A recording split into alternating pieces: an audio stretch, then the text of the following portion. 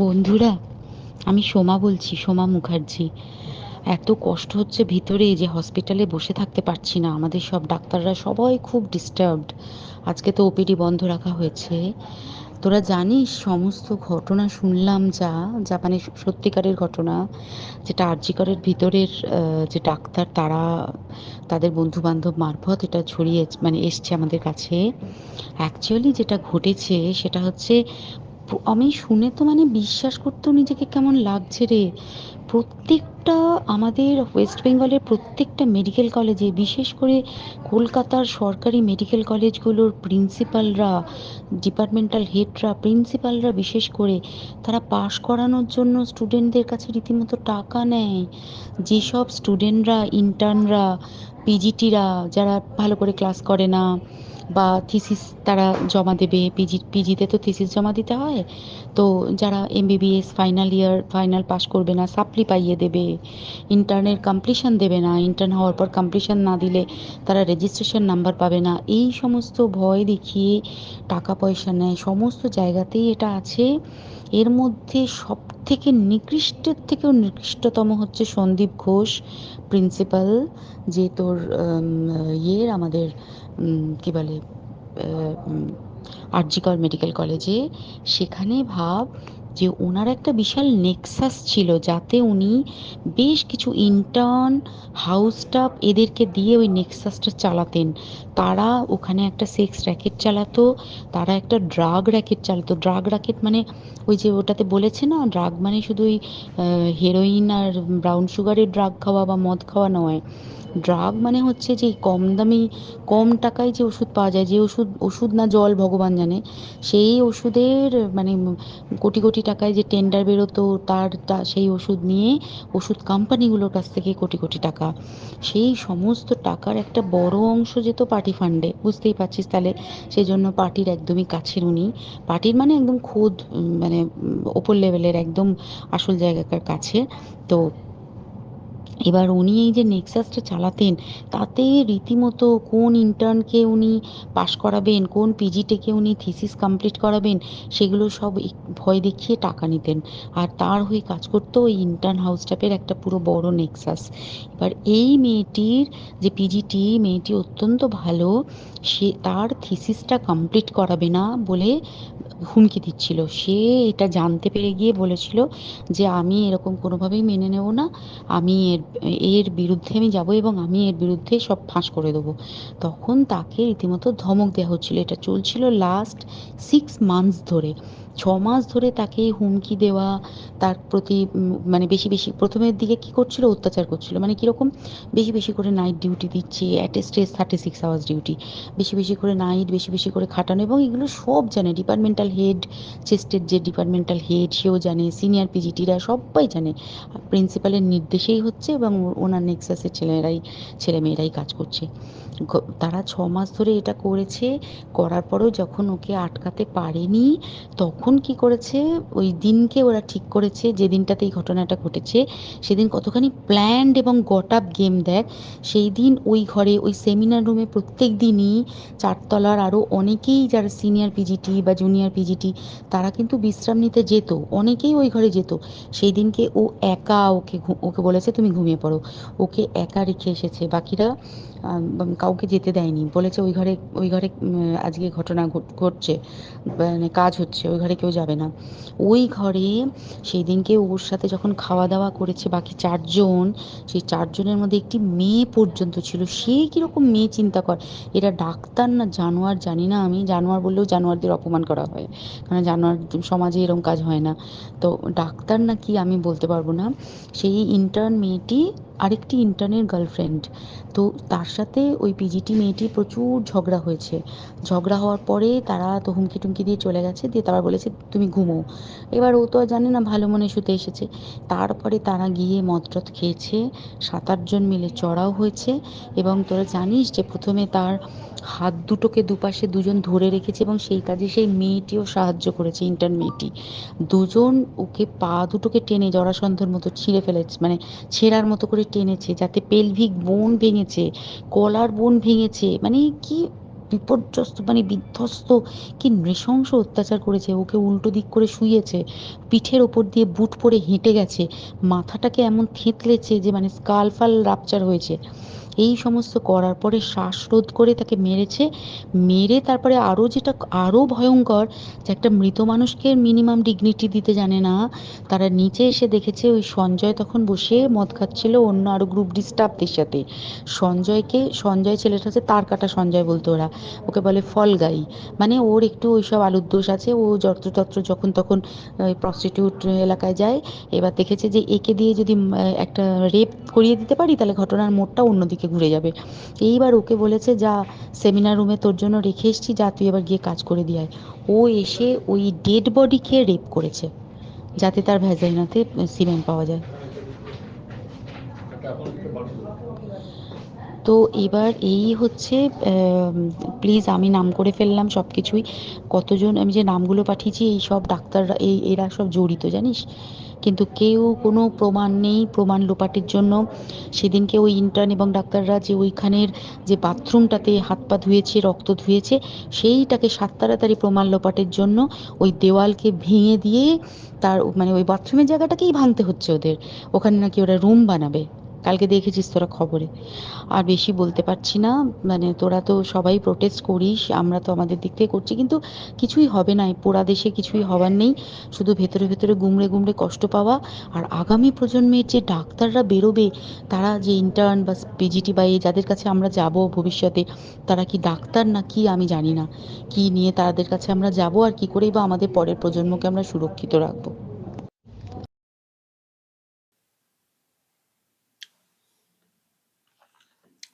দর্শক,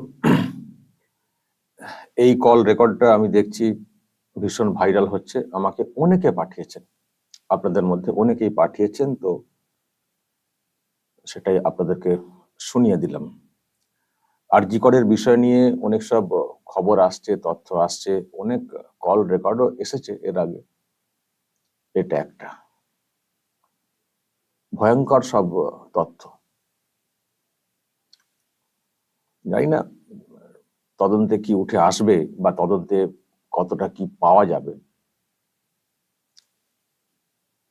কিন্তু যেসব শুনছি এবং যেভাবে মারা হয়েছে এবং কেসটাকে অন্যদিকে ঘুরিয়ে দেওয়ার জন্য ওই সঞ্জয় রায়কে ওখানে আর কি তাকে আনা হয়েছিল বলে যেটা বলা হচ্ছে,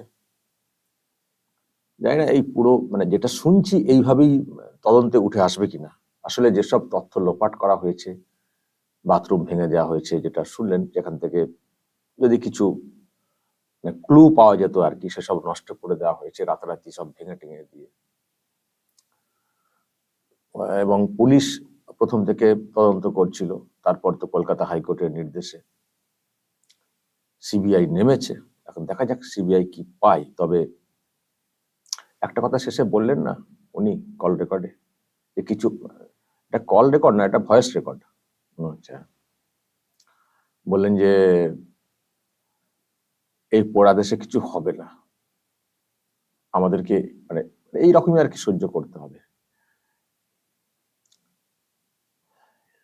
মানে এটা আমাদের মনেও কাজ করে, যে মনে হচ্ছে কিছু হবে না, কারণ এই রকম একটা ঘটনা, প্রথমত মানে এরকম ঘটনা ঘটানোর একটা দুঃসাহস, এবং তারপরে সেটাকে চাপা দেওয়ার জন্য সরকারি মেশিনারিকে ইউজ করা। ফলে তদন্ত ঠিক করে আদৌ হবে কিনা, শাস্তি হবে কিনা, সেটা নিয়ে কিন্তু প্রশ্ন থাকেই। কামদুনির মতো ঘটনাতে তো আপনারা শুনেছেন, বিরাট কিছু দেখানো হলো, পরে দেখা গেল মানে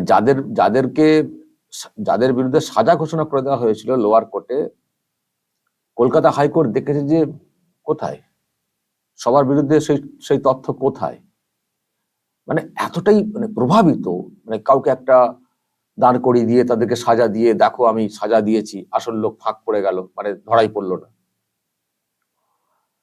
তো এইসব তো দেখছি, সেই সব দেখে শুনি হয়তো এই ধরনের কথা, জানি না এটা বললেন কিছু হবে না রে এই পোড়া দেশে। তো তবুও খানিকটা আশা রাখতে হচ্ছে সিবিআই এর ওপরে। সিবিআই যদি আর যাই হোক, অন্ততপক্ষে ওই সঞ্জয় রায়ের বাইরে যদি কিছু একটা দেখাতে পারে, যদি কিছু একটা বের করতে পারে তদন্তে, তাহলে কিন্তু আরো পরিষ্কার হয়ে যাবে যে এই ঘটনাটাকে সত্যি ধামাচাপা দেওয়া হচ্ছিল, শুধু ওই সঞ্জয়কে ধরে নিয়ে পুলিশ এগোচ্ছিল। তো আমরা অপেক্ষাতে আছি যে সিবিআই নতুন কিছু তথ্য বের করবে বা করতে পারে কিনা। যদিও বের করাটা টাফ হয়ে গেছে এই মুহূর্তে, কারণ তথ্য লোপাটের একটা বড় পার্ট যেটা আমরা শুনছি, তথ্য লোপাটের যেটা হচ্ছে। তো যাই হোক দর্শক, এই কল রেকর্ড এসছে, এখন সত্য না মিথ্যা এই কল রেকর্ড, এই ভয়েস রেকর্ড, সেটা বলতে পারবো না। মানে প্রশাসনের তরফ থেকেও অনেক সময় অনেক কথা বলা হয় যে ভুলভাল সব তথ্য ছড়ানো হচ্ছে, ভুলভাল ভয়েস রেকর্ড করে ছাড়া হচ্ছে, বলা হচ্ছে। তাহলে আমরাও কে সোমা সেটাও আমরাও জানি না, চিনি না। এই কল রেকর্ড নিয়ে যদি কেউ চ্যালেঞ্জ করেন, আমরা কিন্তু উত্তর দিতে পারবো না, কারণ আমাদের পক্ষে এটা যাচাই করা সম্ভব না। কল রেকর্ড এসছে সোশ্যাল মিডিয়াতে, আমি জাস্ট সেখান থেকে নিয়ে আপনাদেরকে শোনাচ্ছি যারা শোনেননি। তবে শুরুর দিকে যে কথাগুলো বললেন যে টাকা নিয়ে পাস করানো, এইসব যে ব্যাপারটা, এটা কিন্তু আমি বিশ্বাস করি। কেন বিশ্বাস করি?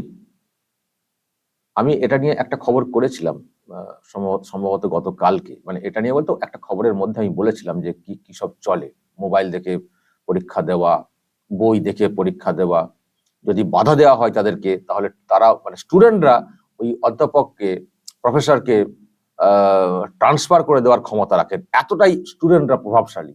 কেন প্রভাবশালী? কারণ ওই এলাকায় এখন তো হোম সেন্টারে পরীক্ষা হয়, অন্য সেন্টারে পরীক্ষা দিতে হয় না।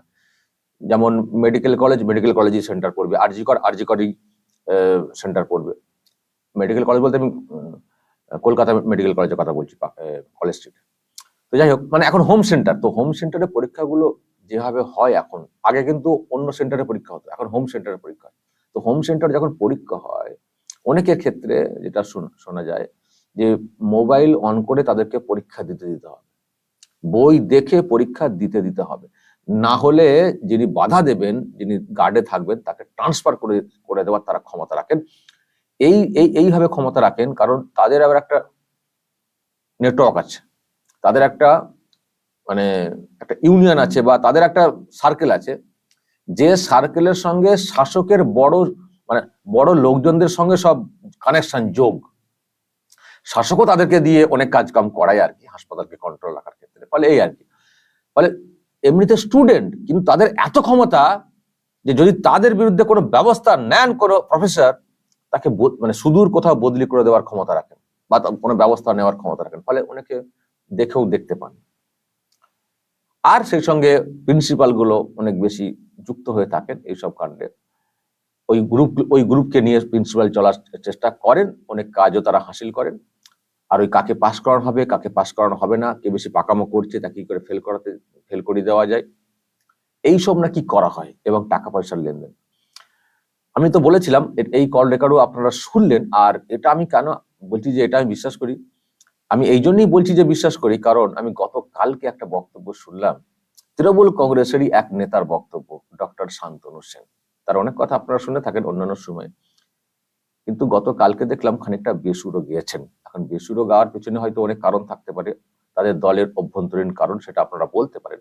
কিন্তু সেই যাই হোক, অভ্যন্তরীণ কারণ কি আছে না আছে আমার জানার দরকার নেই, অন্ততপক্ষে এই মুহূর্তে। কিন্তু উনি যে কথাটা বলেছেন, অন্তত তার দলকে এবার স্বীকার করতে হবে যে হ্যাঁ এটা হয়, কারণ দলের নেতা বলেছেন।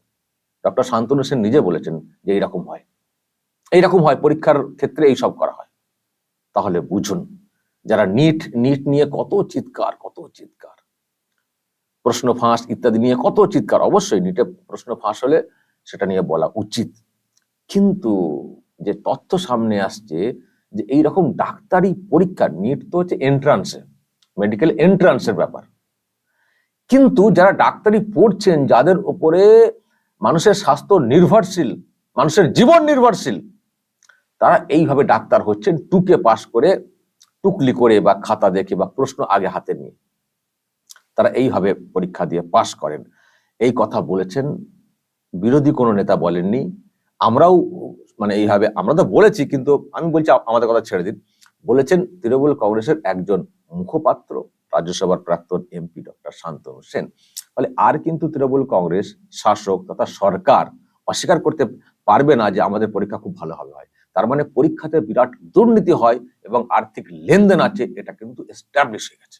বাকি যে কথাগুলো আপনারা এখানে নতুন শুনলেন সেগুলো হয়তো তদন্তের বিষয়, সেগুলো হয়তো বিচার্যের বিষয়, কিন্তু এই পার্টটা মোটামুটি কনফার্ম হয়ে গেছে যে ডাক্তারি পরীক্ষা যেগুলো যা হয়, যে আছে সিস্টেম, সেখানে প্রচুর প্রচুর দুর্নীতি হয়, এটা কিন্তু এস্টাবলিশ। ফলে দর্শক, সব মিলিয়ে রাজ্যের শিক্ষা ব্যবস্থা, স্বাস্থ্য শিক্ষার যে ব্যাপারটা, সেটার হাল কিন্তু খুব করুণ। আর সেই জন্যই দেখবেন এবার দেখুন, যারা ওইভাবে পাস করছেন তারাই আবার বড় বড় পদ পেয়ে যাচ্ছেন, বিভিন্ন জায়গায় বিএমএইচ হয়ে যাচ্ছেন, ডিপার্টমেন্টের দায়িত্বে চলে আসছেন, তারাই সব চলে আসছেন, তারা সব চিকিৎসা করছেন, তারাই পলিসি ঠিক করছেন। এটা করতে গিয়ে কি হচ্ছে, রাজ্যের স্বাস্থ্য পরিকাঠামোটা ভেঙে পড়ছে।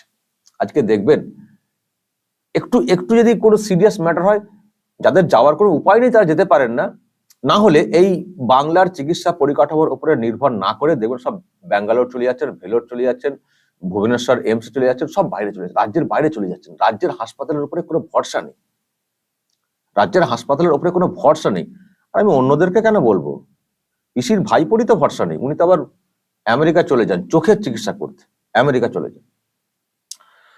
তো এই হচ্ছে ব্যাপার আর কি, স্বাস্থ্য পরিকাঠামো দিন দিন ভেঙে পড়ছে। এ নেই আসলে ভেঙে পড়ার যে বিষয়টা, আসল যে মেরুদণ্ড যেটা ডাক্তারদের, সেটাই তো ঠিক করে হচ্ছে না, সেটা ঠিক করে শক্ত করে তো গড়া হচ্ছে না। মেন যে জায়গাটা, সেটাই তো আঘাত পেয়ে যাচ্ছে। ফলে পরিষেবা কি করে হবে, স্বাস্থ্য শিক্ষাটা যদি ঠিকঠাক না থাকে স্বাস্থ্য পরিষেবাটা কি করে হবে, এটা ভাবতে হবে। তো মারাত্মক দর্শক, চাঞ্চল্যকর একটা কল রেকর্ড এসছে এবং সেই সঙ্গে আরো যেসব র্যাকেটের ঘটনা শুনলেন, সত্যি গায়ে কাঁটা দেওয়ার মতো যে কি হয়ে গেল রাজ্যটা। দর্শক, বলবেন যা বলার, কমেন্ট বক্সে নজর রাখবেন আরামবাগ টিভিতে।